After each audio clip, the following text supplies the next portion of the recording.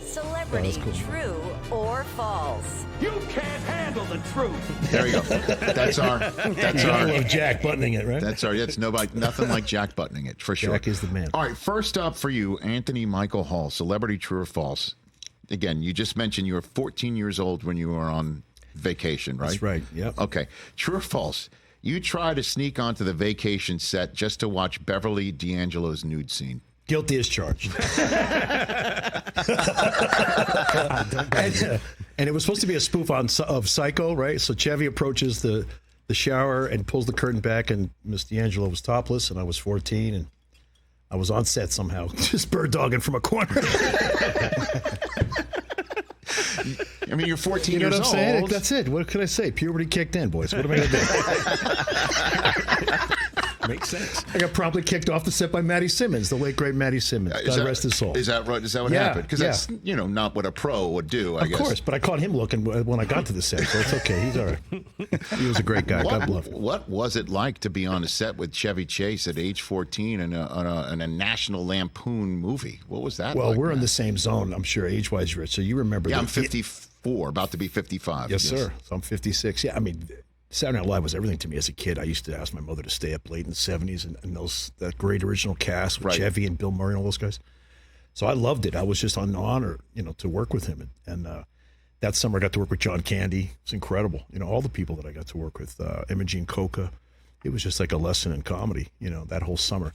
And this is before effects. So this is actually the whole crew in 1982. We actually hit the road. We shot that first scene in the car lot where we pick up the car from Eugene Levy. And then after that, the crew literally got on planes.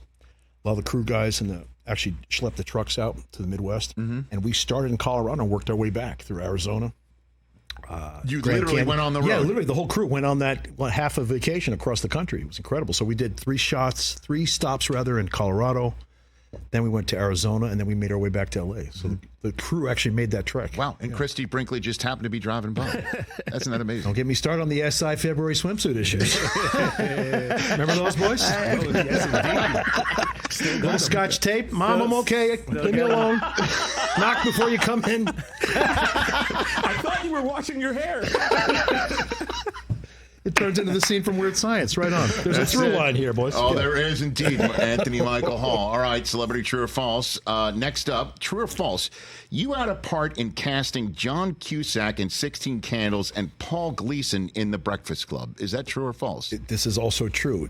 Because of the late, great John Hughes and his coolness, at one point we were prepping 16 Candles, 1984 in Chicago. Right. And they brought in a bunch of young guys to play my geek buddies. And I couldn't believe it, but John pulled me aside. He goes, look, they're got to be your friends in the film, so I want you to cast them. So, and he loved John Cusack, too. We both were fans of John and Joan. They were both from Chicago. So I did cast John, and that was to my amazement to this day. And who was the other person you mentioned? Paul Gleason, who played the assistant principal in the Breakfast Club. There he is saying, don't mess with the bull, you'll get the horns. So there's a great story there. So I was a huge fan of Eddie Murphy when I was a kid, and we were shooting 16 Candles, and I went and saw Trading Places. And you guys remember how funny Trading Places was, right? Billy Valentine? Come on, he was hilarious. Billy Ray Capricorn. Yeah, exactly. Billy Ray, Capricorn. So I had suggested Paul to John Hughes, because there's a scene in Trading Places where he's at a payphone, right? And the old lady comes up and he does I won't get into it now, a little expletive, F off to the old lady. And it was hilarious. I just thought that was funny.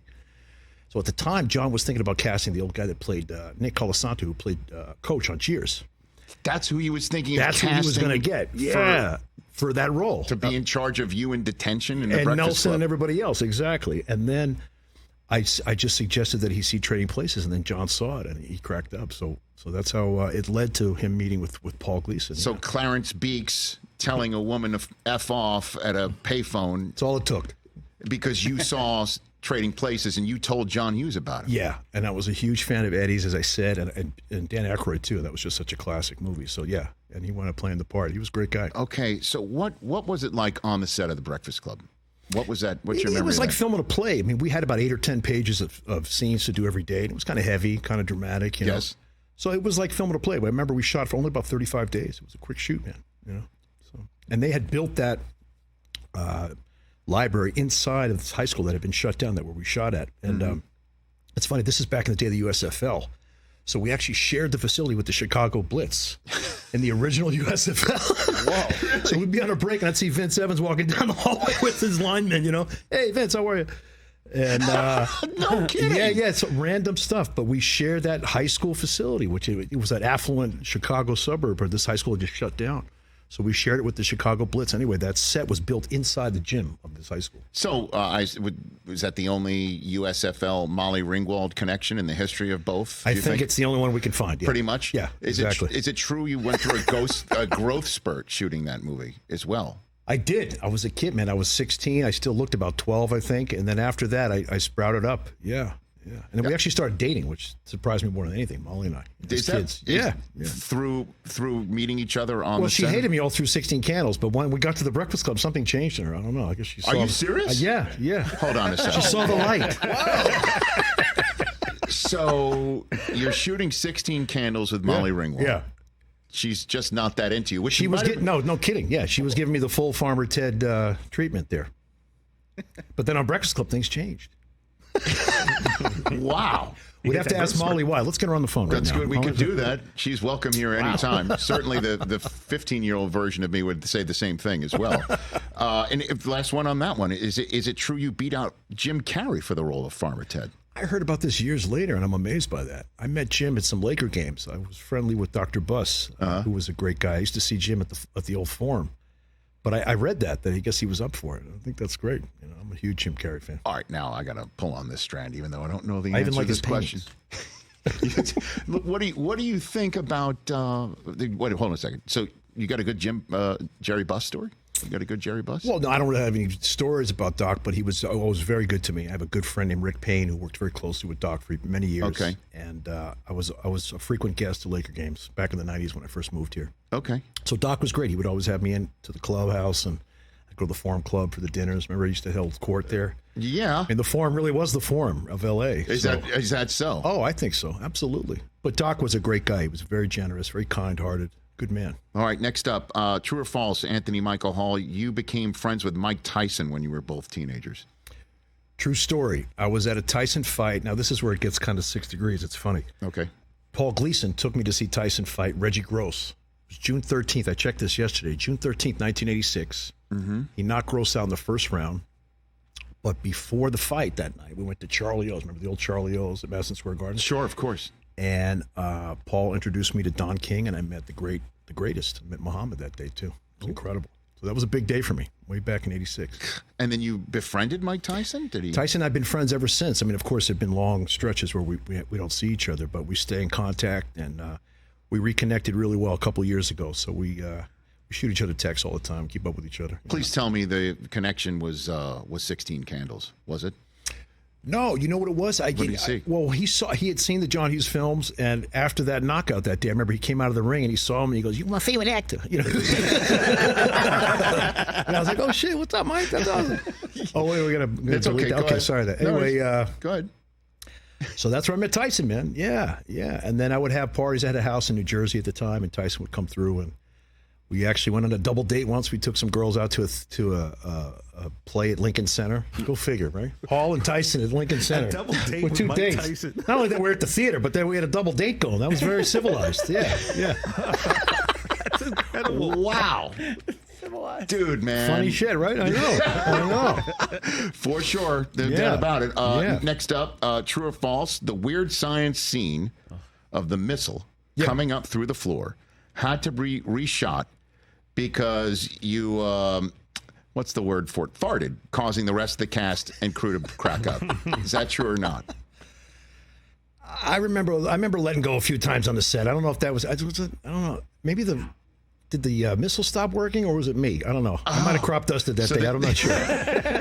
So this actually happened. I guess so. Yeah. All right. You got a good story from Weird Science other than that weird science taking place? I think that's about enough. Yeah. I remember that missile. It was Stage 27 at Universal. It's funny because we shot on location in Chicago, and then when we got back to L.A., we were on the lot at Universal. So I guess I was a little too comfortable working with John Hughes there. There you go, ladies and gentlemen. I was farting on the set, ladies and gentlemen. No, it's okay. Maybe blame it on craft services. Last one for you, sir. Here we go. Okay. True or false, 2 roles you almost got were Nuke LaLoosh in Bull Durham and Private Joker in Full Metal Jacket. Yes, yes. I met the director on Bull Durham, and I have to say, I was a dumb young kid, and I didn't handle that well. Ron Shelton, you're talking Yeah, about? Ron Shelton. He was a good man, and at the time, I wasn't in a good place, and he was willing to give me that opportunity, and I screwed that up, to be very honest. I can be very candid about that. Sure. But I was a kid, so I did make mistakes, absolutely. The private joker thing is true, too. I was called by my agent right around the time I was doing Weird Science. This is 1984, 85. And he gave me a call, and he said, Mr. Kubrick is doing a Vietnam epic, and he's interested in you playing one of the platoon members. And then I got a call 2 days later saying he was going to call me on Saturday. And I flipped out. It was incredible. It was Stanley Kubrick. Yeah, was going to call me the day after. My agent now calling me on a Friday saying he's going to call you Saturday. Did he call you? He did. So I was up pacing in my room. It's like Oz is going to call. I pick up the phone, and there's Stanley Kubrick. Yeah. It was an amazing conversation. He talked about his favorite filmmakers, Chaplin, Eisenstein, Russian filmmaker, a lot of great people.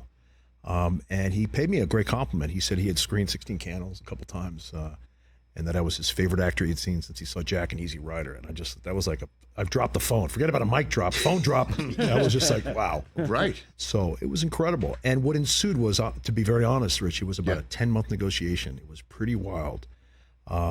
And unfortunately, we just didn't come to terms on it. So, I don't have any regrets in my life, but I think that's the closest thing I would say I've come to one. Because I've always remained a big fan of Kubrick, and I love his work, to this day. He's one of the masters. Yeah, man. Have him call you up and pay you that compliment. It was amazing. It was an amazing thing. So, unfortunately, it didn't work out. But, you got to wish everybody success and just wish people well and keep on moving. And then it's funny. I ran into Matthew Modine a couple years later after the fact, Rich. Right. And I saw him in Midtown Manhattan. I was right near the plaza. And he saw me. He said, "Hall, hey, what's up, Matt?" I go, "How long did you wind up shooting on Full Metal Jacket?" He goes, 54 weeks. I went, whoa. So Kubrick was a master, but he was also very detail-oriented. He would shoot a picture for a year, and he did. Yeah, a lot of Kubrick moments we've heard from. We've had Vincent D'Onofrio here telling some stories of being Private Pile on that set. Sure. He told some stories about shooting that scene and talking to Kubrick and what that was like to work for him and how painstaking it really was, the process. And Kelly LeBrock, to her credit, she's still a friend. She's a great lady. She took me up. She knew Jack, and so when I was doing Weird Science, she picked me up one night and surprised me. Took me up to Jack's house. And at the time, Nicholson. Okay. Yeah, it was incredible. When I was 17, it was a very good year. Yeah. We went up to Nicholson's house, and it was amazing because I'm a kid. We're driving in his driveway, and there's Jack shooting free throws by himself in his driveway. And he turned around and did a classic Nicholson with the open palm, pushed the hair back, and looked at us. I can't do Jack, but go ahead. I said, "Come on in," So we go into the house. He comes down. He goes, "I'm going to take a shower. I'll be down in a few minutes." So then we knock on the door. Angelica Houston opens the door. She lets us in. She's looking at Kelly LeBrock like, who told her to come over with some kid? What's going on here? Right? So we sat down with Jack, and long story short, Rich, he loved Nicholson loved Kubrick. He said he would do it again in a second. He said every single shot, minimum 30 takes, he would do. So he was obsessive. He was very detail-oriented, but he's one of the masters. So he's telling, okay. So Kelly LeBrock brings you over to Jack Nicholson's house. That's right. He's shooting hoops, goes to take a shower. Angelica Houston lets you in, and he starts telling Shining stories? I swear to you. After about 10 minutes, and we walk in, there's beautiful paintings. They had Sinatra playing. Angelica was making dinner for them, and it was just quite a scene. So when he came down, he sat down with me and said, "So Kelly tells me you're going to work with Stanley." And I was like, I couldn't believe I'm sitting across from Nicholson, And he had nothing but great things to say, Damn, man.